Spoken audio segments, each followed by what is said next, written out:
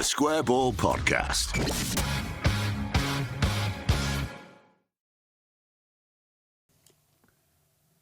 Time for this week's dose of propaganda, brought to you in association with Levi's Solicitors. Welcome to the show. Dan Michael at Moscow. Talk to me about Levi's quickly then, Michael. Go on. What do you want to know? I want to know if they do wills and probate and conveyancing. They do. Confirmed. Great. They do. Loads of other legal services on the webpage that's in front of you. You know, I said on the weekend someone had been singing at me going down the Lowfields Tunnel. They have confessed to their crimes on wacko.com. The person who they've named and shamed themselves and said their daughter was thoroughly ashamed of their behaviour, which is good to know as well. But yeah, as well as wills, probate, conveyancing, the full range of the legal services, full gamut. Yeah. Dispute resolution. Yep. Legal stuff for your business. Correct. Yeah. Professional negligence. Yep. Like this podcast. Medical negligence. Mm-hmm. The others. Litigation. I think I said that. 10% discount on your legal fees. levisolicitors.co.uk/the square ball. So this is the show where we will hear what's been said in the football world then, shall we? Off the back of Leeds beating Plymouth Argyle, the Pilgrims, who haven't crossed paths for quite some time, certainly not in the era of the fan channel. So what have we found so far then, Michael, and what are they like? I generally thought I quite liked the Plymouth fans from what I saw of them in the stadium, what I saw of them on the fan channels. Did you however, like their trousers? That was very good, actually. The chinos, by the way. For anybody who's not aware who missed this, there was a man in chinos who was being sung at, and I think he received it in good humour, didn't he? The chino chanting. I don't think he'd wear them again. No. It was unlucky as well, because if he'd have been a few rows back, your legs are more or less hidden. People are just, I think he might have chinos on, but we can't really say for certain. Could be cargo pants if they're that colour, you don't know. Exactly, it could be anything. But they were light coloured as well. That's the crucial thing, because it's somebody who is wearing chinos as we speak, but mine are a sensible black, which I feel is less conspicuous. Nobody's going to pick them out. Whereas if you are romping around in sand-coloured chinos, you're going to asking for trouble during it's a drip hazard.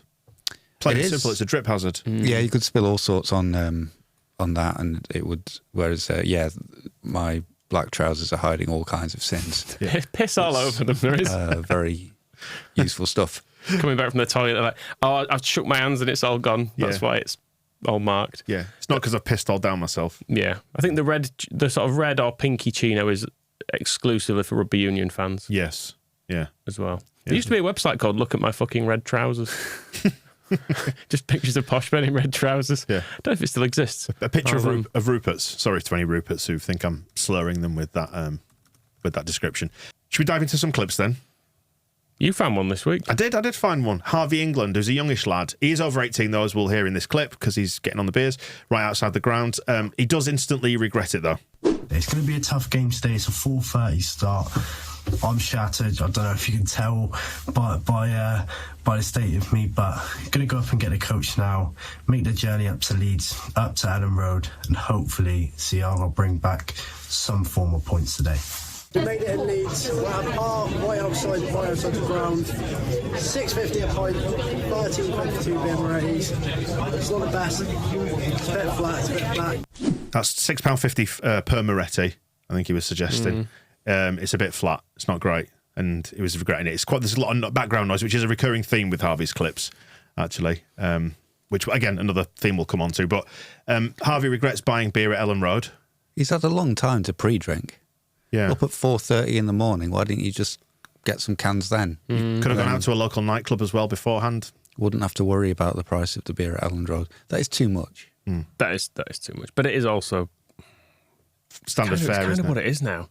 Which breaks my heart every single time. I struggle. I do struggle. Yeah. I wonder what the beer is like at Plymouth if he's aghast at £6.50 for a flat Moretti. Maybe they're just dishing out the most beautiful beer you can imagine for free, straight off of from the smugglers' caves down by the shoreline, the rocks. Yeah. Let's get inside the ground, then you get a nice sense of the atmosphere here. And Harvey's pretty impressed, but not quite as much as the bloke close to him.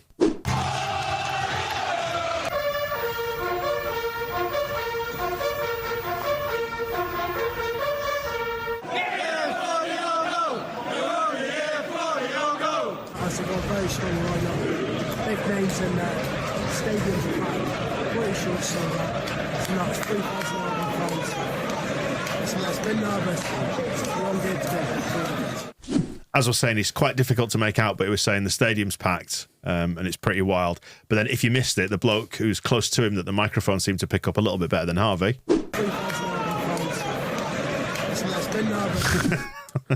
Which is good. Am I detecting some sarcasm in that guy's voice? No, it was sincere. It was right off the back of a load of songs. Was that? I think that might have just been marching on together, and then the Argyle fans got involved in it all afterwards, started singing or booing or whatever, and it was all pretty raucous at that point. There was genuine. I mean, on the clips that you're going to play, we found. The guys are the best day of his life on the clips I'm going to play. But yeah, I think it's. I suppose it's a long way from Plymouth to places, isn't it? And you don't want to be too patronising, but there is a certain air, certainly in the clips that we found, of it being a bit of a day out for them, because we've not played them for a while. And I know they have to travel an awful long way from down there anyway, but having not played us for God knows how many years, that they're probably going to make the most of it. Because, well, they've been languishing in the lower leagues, haven't they? Unlike us. You can have a day out over short distances as well. I mean, yeah. Harewood House would be a day out. But I think it tends to be more of an event, doesn't it, for Plymouth, because of the sheer distance involved in going to just about everywhere. So it's less of a day out because you spend most of the day travelling, whereas if you go on a short trip, you have more out. You're thinking of drinking time, aren't you? Yeah. I think when you said Harewood House, I'm thinking, is there a bird garden or something there that you could have? Getting absolutely trolleyed with the penguins. Yeah, the penguins are there, aren't they? Yeah. Not for long. No, they rehoming them or whatever. Oh, you hope so. Well, they're just eating them. Right. In the big house, they're just going to go and the Lord and Lady. Roasted penguin. Christmas. Yeah. They're all having penguin. They'll have a joke written on the side of them as well. Can you make penguin foie gras? If you force feed a penguin. What would you force feed a penguin, though? Sardines? Yeah. It'd be just an idea. Fishy foie gras. Anyway, here are the goals.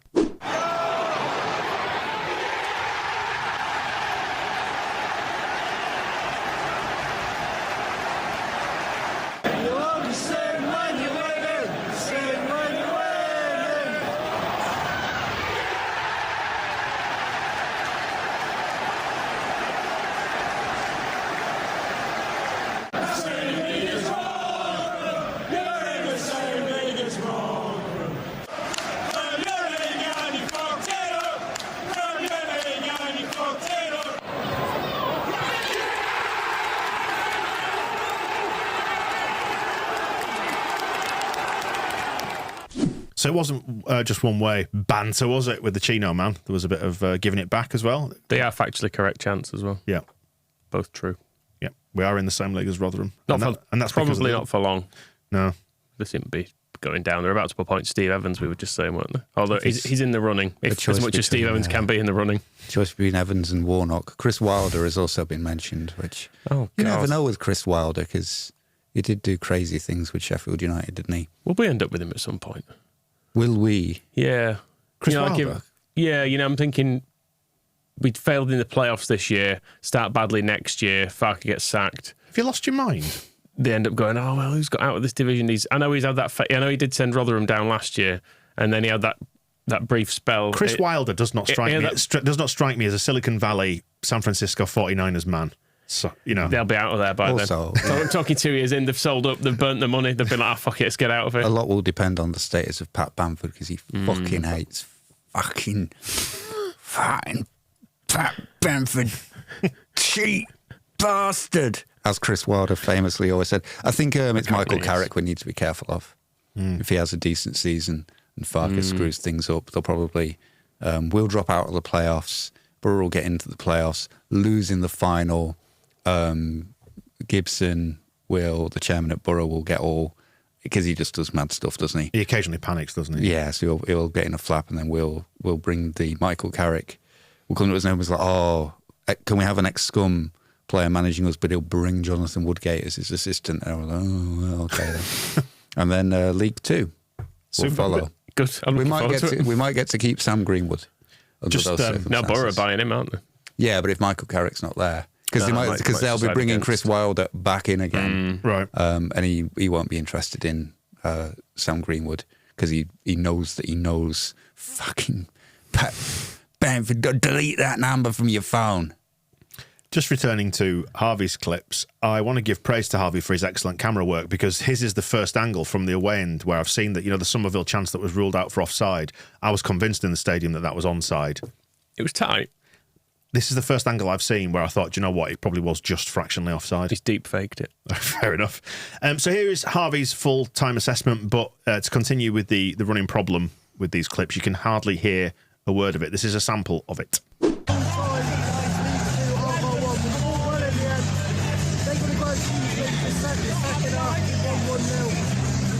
Yeah, it's quite tough, isn't that, isn't it?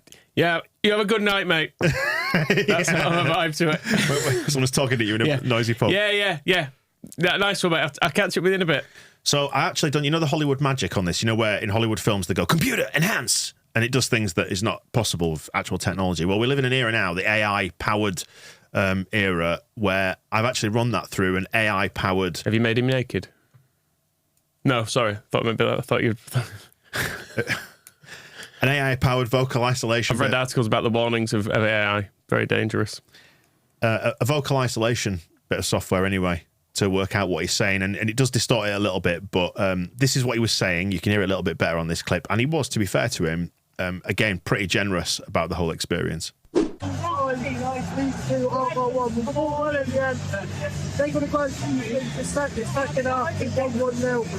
So, we have a chance to plenty of tackles to come on at Ellen Road back it's actually No? Moscow, what do you make of that?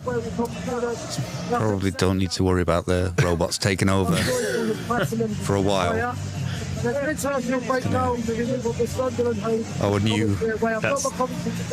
new robot overlord, so it'll be like, it's the teacher off of Peanuts. You missed the important bit there. Some stadium, great fans. Yeah, we know all that. It's the teacher off Peanuts.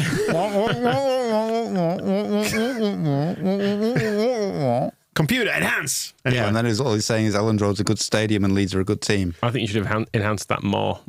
You've got to be able to... You could have enhanced it so we could hear what he was saying. If you turn the dial up on the enhanced, though, he does go full robot and you can't hear everything. That would have been the same experience as I've just had then. Fair enough. Let's just catch the final bit, see if you can make this out. Some stadium, no doubt they'll be back up there this year when we'll back. We'll see you. Some stadium, no doubt they'll be back up there soon. Good. See, I speak... Strong opinion. I speak virtually no Spanish, but I understand more of when someone is speaking to me in Spanish than I did of that. You get the odd word and you go, I think it was something about towels. Something about towels. I don't know. Should we buy him a mic for Christmas? Christmas is coming up. Should we buy him one? I mean, I think we've got some old ones in a box, haven't we? Just send him one. I wasn't thinking a big thing. Just a little thing you could connect to your phone. Yeah, fair enough. Yeah. But anyway, that's that. I'm going to move on to Bobby W as well, it's only a short video, barely 5 minutes long, this one. There's no dialogue in it at all. But this is just a video captured from the away end, and what he captures next to him at the end of Marching On Together is quite nice.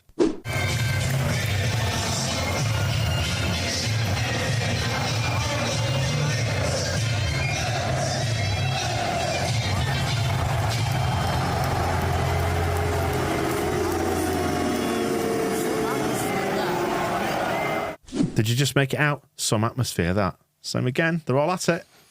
It's the same guy just saying it at different sounds. Like he said it then, and nobody heard him. So it's some atmosphere. There's one guy just running around the away end looking for people with the camera phones out, shouting, "There's some atmosphere." We've planted a hype man in the away end. So we've got him saying there's some atmosphere. They've got the robot before saying it's some stadium. They're all very kind of vague little tributes to this. It's like just amounts of things. It's like, it's some football. Yes, there's 90 minutes of it. There's been some football. Some beer. Yeah. Be specific. Expensive. Come on, like have a choose an adjective. I've got a little clip of what adjective would you recommend? Well, it depends what they're thinking. All I'm getting from these people is that there is some stuff. No, there is some atmosphere. I think they were suggesting it's some as in it's good. Say so. I don't know. They could be like, this is some atmosphere. What's your favourite adjective? It's terrible. You're a writer and you're good at it. What's your favourite adjective? Depends what I'm describing. Describe the atmosphere at Ellen Road. Some atmosphere. Thank you.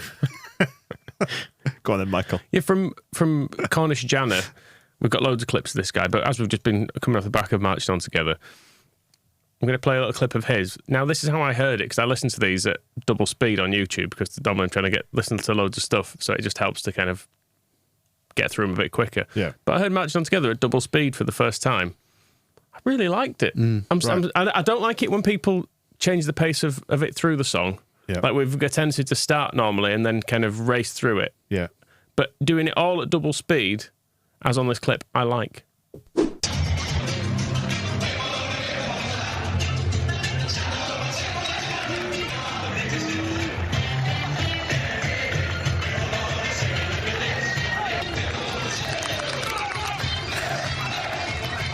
I mean, you've mentioned sort of like an umpire ska vibe to it. It sounds a little bit like happy hardcore as well.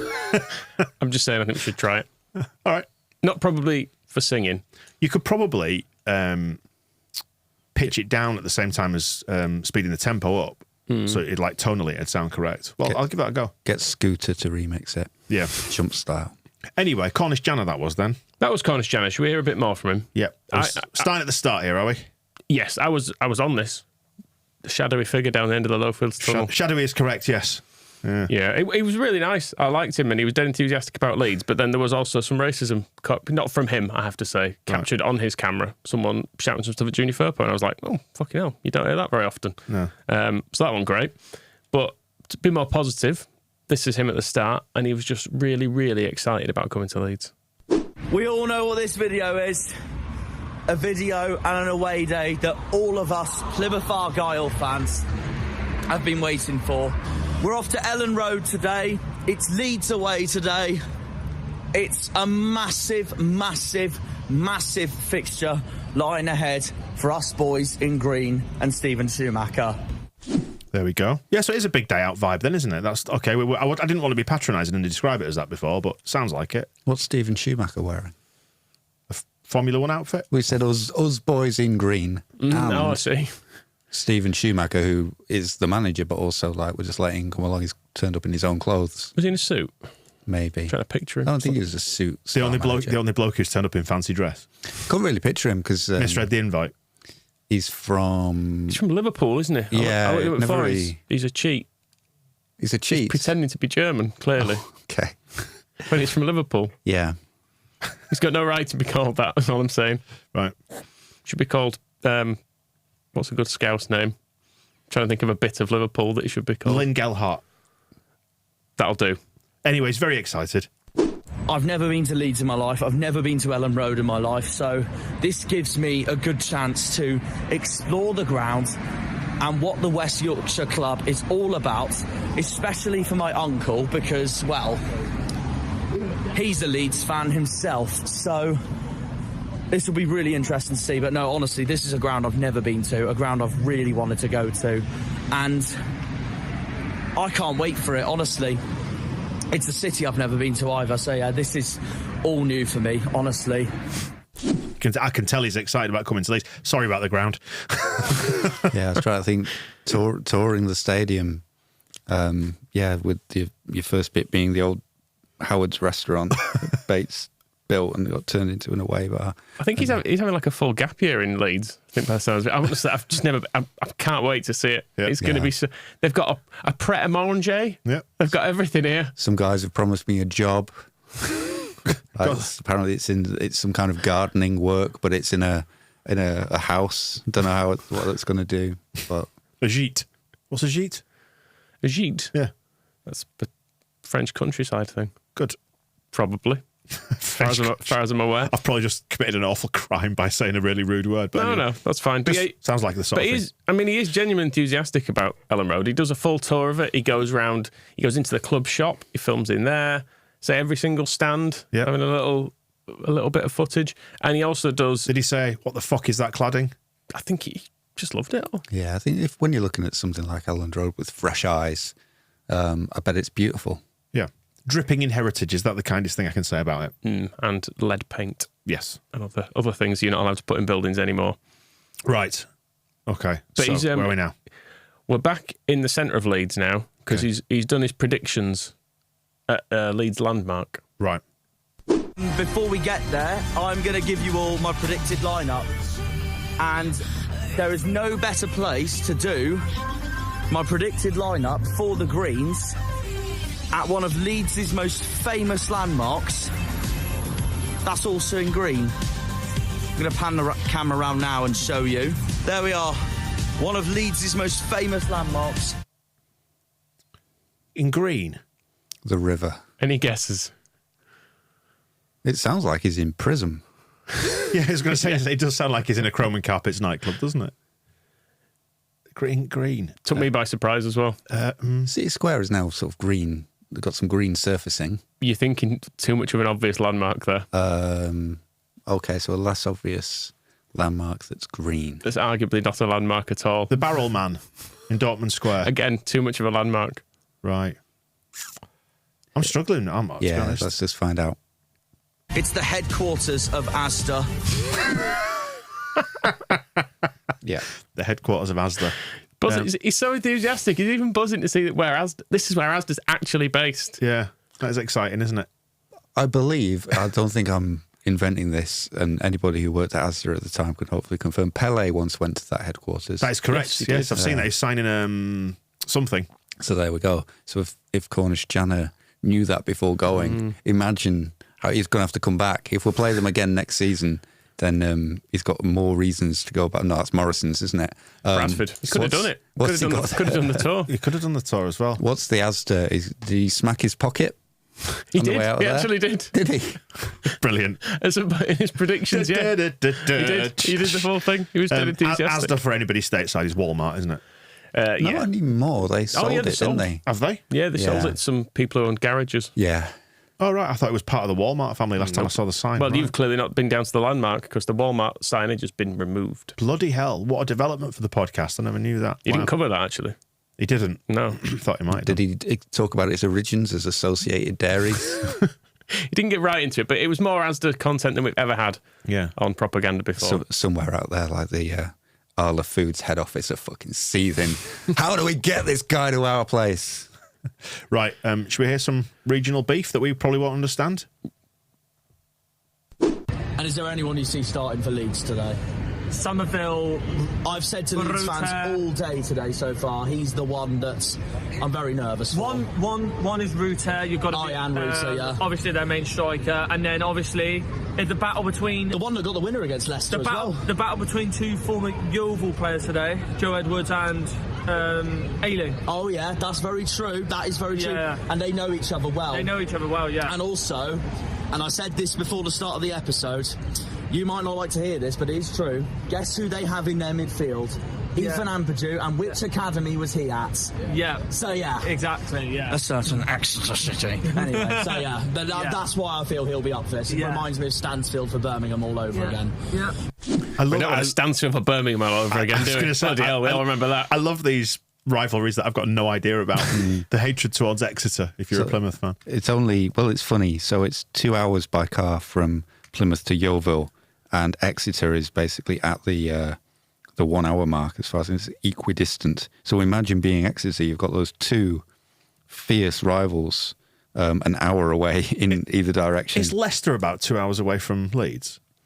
Maybe Nottingham, something like that. It's probably less. Yeah. That's like having a rival that close, isn't it? Or not that close. And then you're probably talking up into Northumberland towards Scotland. Yeah. If you're on the A1 going the other way. And then the rest of it is basically all the teams that Warnock likes to play all the time. Yeah. Bodmin are down there, and those guys. Bude. Did we ever play Bude? Probably if and when Warnock was in charge. Oh, I never knew Barnstaple was there. Well, there you go. There's Great Torrington. I've lost sight of Lesser Torrington. Right. Let's move on to the clips next. What did you think of that Stansfield thing that happened against Plymouth? Oh, man. Do you think Ampadu did manage to repeat that? I thought you were talking about Lisa. I was miles away. No, that's sorry. his mum. That's his mum. Jay Stansfield it is. Ugly Scenes. I thought it was Ugly Scenes, Michael. No He's one- on loan from Fulham, apparently. Right. Birmingham. Weybrook is Birmingham. Okay. But he's doing well there, isn't he? Really well. We should really What's touch he on got that. one point from 15. 15. Wow. That's good going. Yeah. He's definitely turned them around. Yeah, From being yeah. quite good playoff contenders to being- Plummeting. Yeah. So there's that. Good luck and all that. Right then, where are we next? So you've already had the goals. This is between us being 2-0 up and the end of the first half. it's a few different attacks that are all pieced together, and you can just hear a bloke in the background who is desperate to be right about something. Was he saying that's some atmosphere? He isn't, but he's pessimistic and he wants to be right, and it turns out he isn't.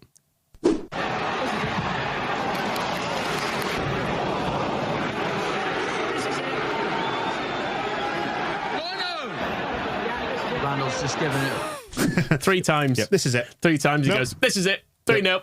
Oh, no, it's not. Is This that the it. goal that was ruled out for offside, or is that when our players were tapping the ball to each other? These are all just No, there was not the disallowed goal. Oh, every single chance. These are just basically every time, every attack that he captures on film, as we get near the goal, that guy in the background goes, this is it. 3-0. Right.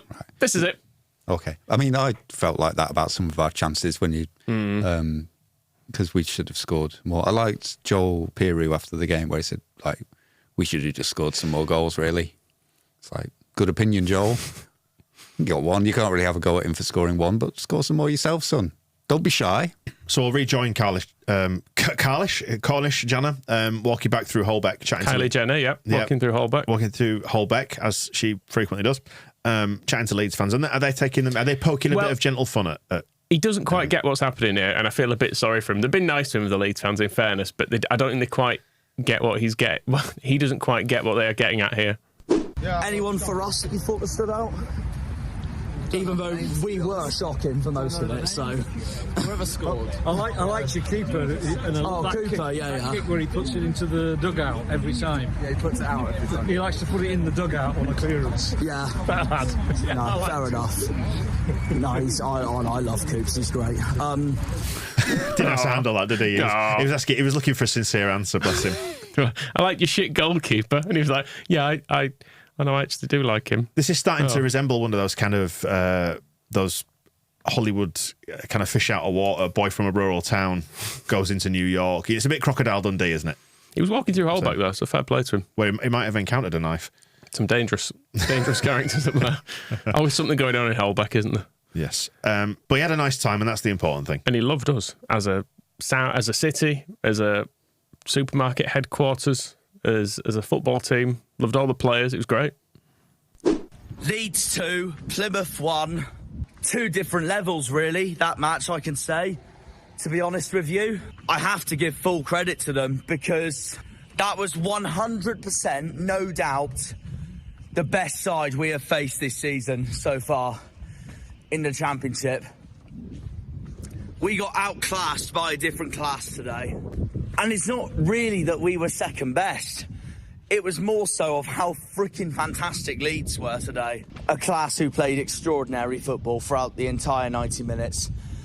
And had we nicked it 2-2 at the end, we would have been so lucky to have a draw because Leeds outclassed us in every single way today.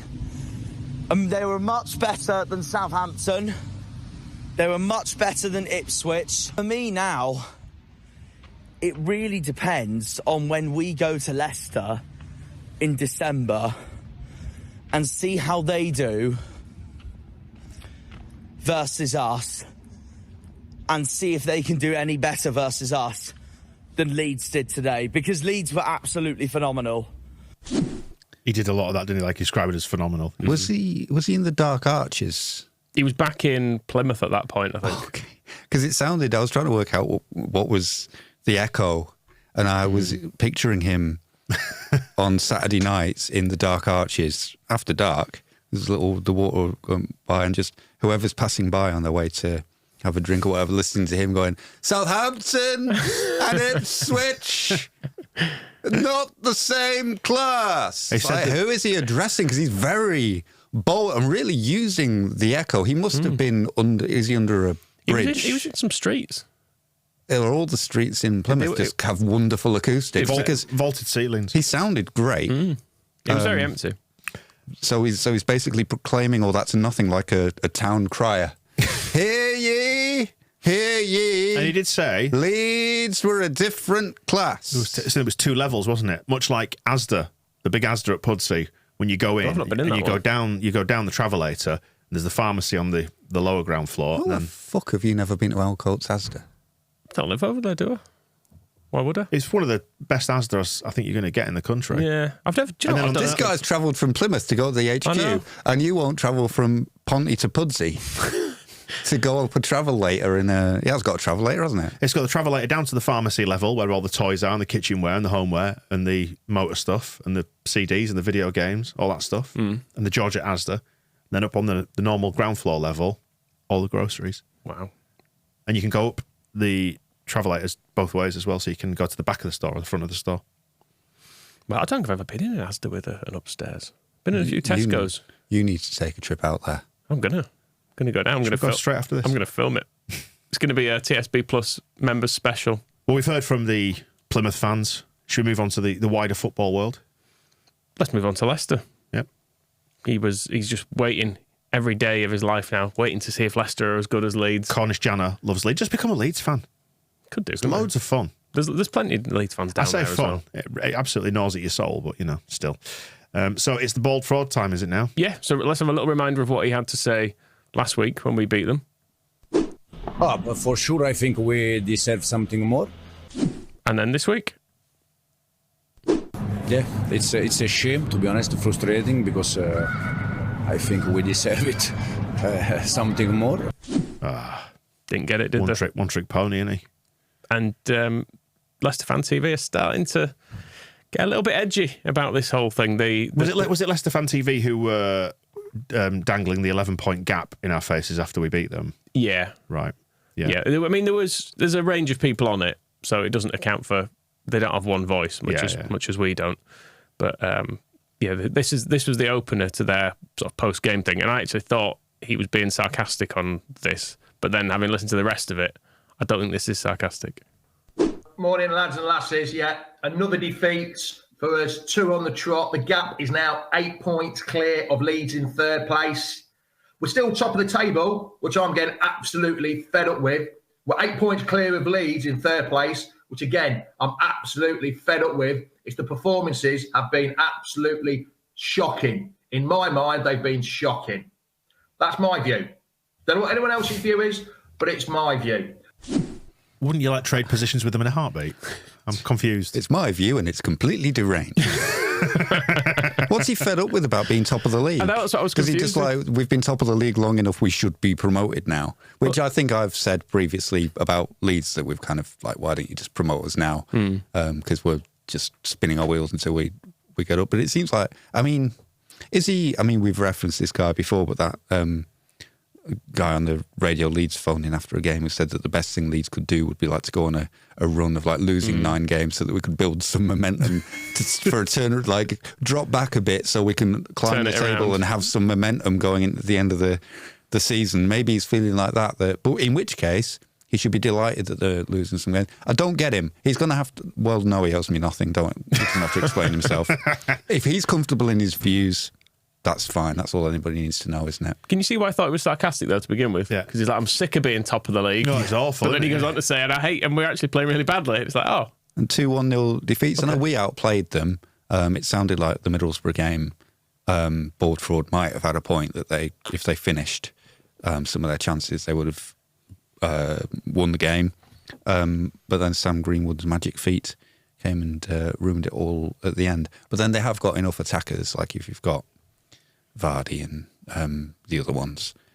You'd think one of them could score a goal for them at some point. Fairly sure we said Vardy was finished, didn't we? Yes. In our bold internet, binary position where you're not allowed to have nuance. You just got to say it's over for him. Well, he couldn't get past Pascal Struijk, so maybe it's just that Struijk is brilliant and Vardy actually has got 30 goals left in him this season. Even though he was double herniaed, he still couldn't get past him. Right. What else do they have to say then? Where is their worry rooted? That's the question, Michael. It's not Ipswich. See, this comment, me and Rudy had this comment before we started. Similar kind of thing. Morning, James. I said this yesterday. I know it's only a couple of games, but it's getting frustrating and possibly a little concerning. 14 points ahead of 3rd, 11 points ahead of 3rd, now 8 points ahead of 3rd. Hopefully, we could have been 17. We could have been 17. Yeah, but people forget that Ipswich had 2 games of hand against us when we had those massive... That's the thing. I'm not even worrying. I'm not even worrying. It was So, they've got to win it. I'm not even worrying about Ipswich at the moment because I think my threat at the moment is Leeds. That's the problem because we're getting closer and closer to them. Yeah, I mean, I'd be worried about Ipswich if I were you. I'm worried about Ipswich. Yeah, I was not really. I'm not worried in the sense that I'm worried. They just sort of keep winning, don't they? Yeah. If they keep doing that, they'll finish above us. If they win all their games. There are also levels of kind of being spoilt. And I think 17 points clear would be ridiculous. Yeah. It's just grow up. Yeah, how much do you want to be? Oh, we're only 8 points clear of third. And 11 wasn't good enough. We want to be 17 points clear at the start of, the middle of November. So I know we're just kind of having a bit of fun at their expense here, but you can see how the psychology starts to play out, can't you? That as we chip away at that lead, they're now going to be thinking, oh, well, it's dropped to this. It could now drop to 5. It could drop, you start to get in your head that these maniacs might be thinking like that. I get the feeling that the actual team and players might be a little bit more I think that's confident. I mean, truthfully, all football fans are like that, aren't we? People are just putting the last 2 weeks on some sort of exponential graph and going, well, by the end of the season, I was going to say, relegated. Moscow. I point my fingers to this man who sat in the studio with us who would fully believe exactly that from a Leeds perspective. I've done the graphs and I think we're going to be top of the league based on how many games are left? 3 games. No, 3 games? We're going to win every game. Well, that was Daniel Farker's point after we beat Plymouth, that he said if we stay on 31 points, we will probably be relegated. And I liked the way he was thinking. I mean, I don't know. Sheffield Wednesday are definitely not getting there, are they? Yeah, he hedged his bets a little. We'll probably be relegated. But I loved his little, we probably need to keep winning a few games, which these Leicester guys seem to be struggling with the idea that that there is some time left in the season. It's not done. It's how a couple of defeats as well can frame the way you view other games as well. Because in this clip, they're more or less saying this has been coming, having been quite confident about playing us. That all of a sudden now a couple of defeats, you're like, yeah, I knew this was going to happen. Yeah, it's a big either they're going to be 17 points clear or it's over. 7th. Or it's over. Yeah, there's nothing in between. This Wayne has made a comment here, says, we've not played well for weeks. We have scraped through. Are you in agreement or disagree with that comment there? Definitely. I mean, I pretty much put it on social media about the Sunderland game. I was like, yes, we won, but did we deserve to win? No. That was the dirtiest win of the season by far. So, no, that was the one time I was just like, generally, we did not deserve. I'm glad we did win, but it was like, no, we did not deserve to win that game. It was interesting. I've got a clip here of Maresca's comments when they beat Sunderland, and this is what he had to say. But for sure, I think we deserve something more. He thought they deserved more than a win. Greedy boy, isn't he? Yeah, I know. Shocking. Very greedy. Absolutely shocking. So it's over for them. We've officially ruled on that now. Yeah, I mean, to be fair, they are seventh place awaits. There's only Southampton that they really, and Blackburn as well. Although I watched a bit of the Blackburn game and they weren't that much better than them. But yeah, like starting 1-0 win away to Huddersfield early on, 2-1 against Coventry, lost to Hull. I mean, imagine losing to Hull. 1-0 against Bristol. They're barely scraping by. They're not, I mean, well, I suppose the serious thing is they're not that much better than us on some of these results. So let's just catch them and let them stay in this division while we romp 17 points clear and get a special invitation to the Premier League before the end of the season. I did see as well, haven't followed this up, so I don't know how accurate it is, but, that's not going to stop me saying it on here. They've taken out another loan from, is it Macquarie Bank, the Australian bank, secured against the incoming fees for Barnes and Maddison. So they're spending that money already ahead of having got the instalments in a bid to get back up. So who are they going to buy? I don't know. They need someone. Barry Bannon. Need Marco van Basten with this lot. They need someone because they ain't got any plan B. I mean, one of the things that I've noticed, we seem to have all the possession, but there's no urgency at all. You look at the teams, Leeds, Sunderland, Middlesbrough yesterday, even QPR to an extent, they both came at us and we struggled. We struggled to break them down, Chris. And I think it is teams, like you say, teams have sussed us out.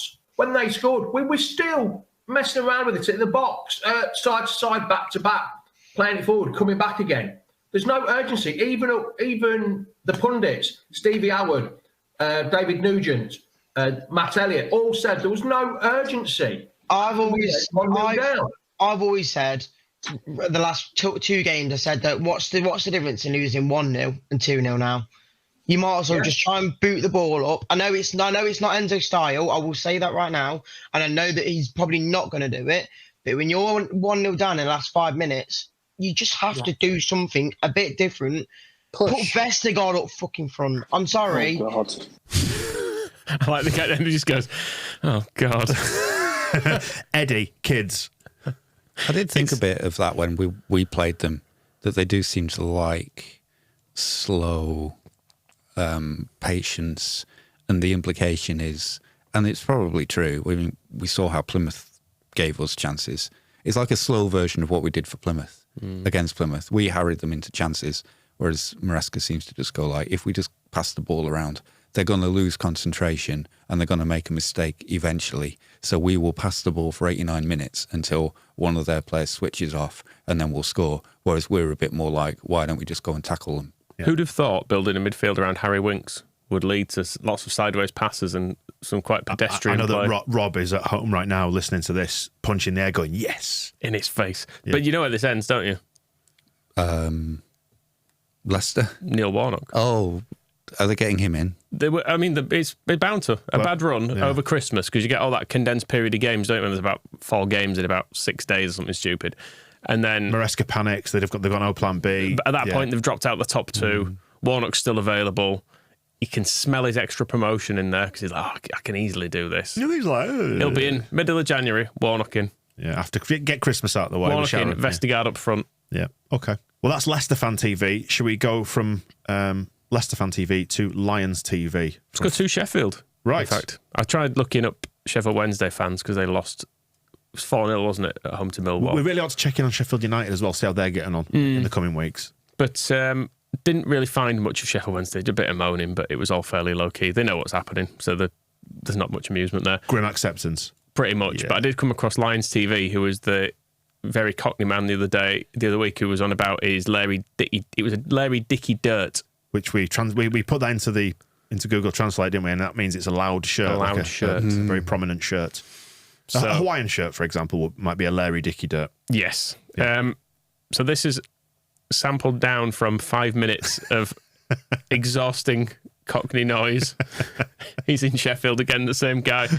I can't help but sort of love him, but I'm so tired. I was going to say, you can now, if in Google Translate, the app, you can sort of speak to it in real time, can't you? Like with a person with a different language, you could say, could you show me the way to the town hall? And it will then speak. So maybe if you've got a system of 2 phones, if you're listening to this on your phone, you could borrow someone else's phone with the Google Translate app open, and this could put it back into... Can it do songs? Because he does some songs. Oh, excellent. All right, okay, well, enjoy this. The old geezer, Bartman. The Bartman, yes, son. Look, I've got the old fucking moves like Jagger tonight. I'm going out in Sheffield. Large. Where's Hardy? Who are you going to call? Where's Hardin?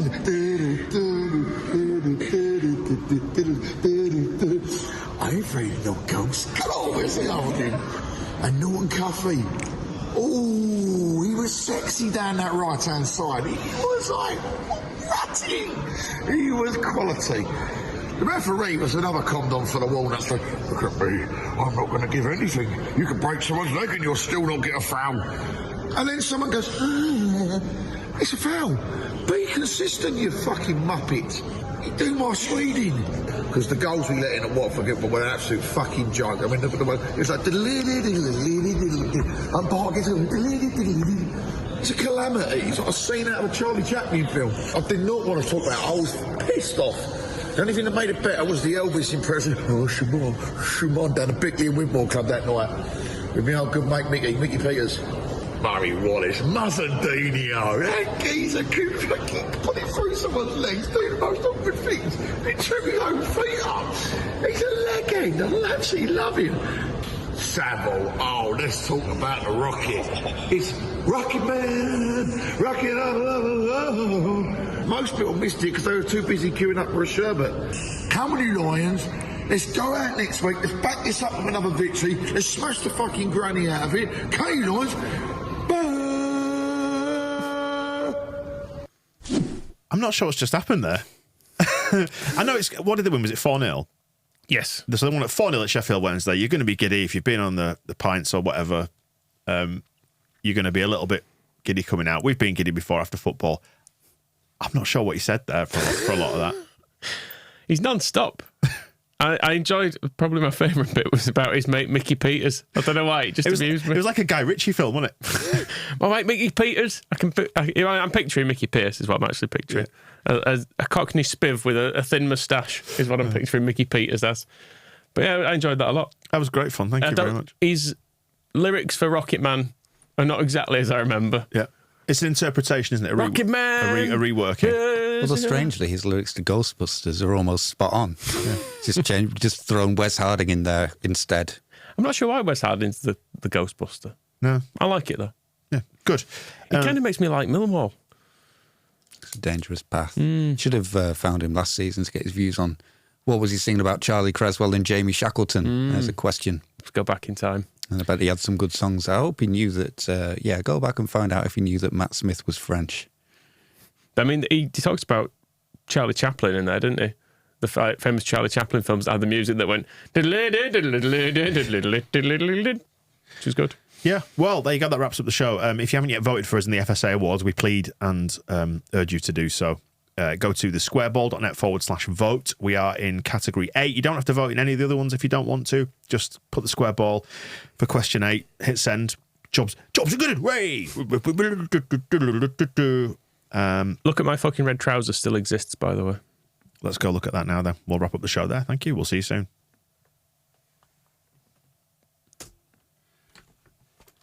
The Square Ball Podcast.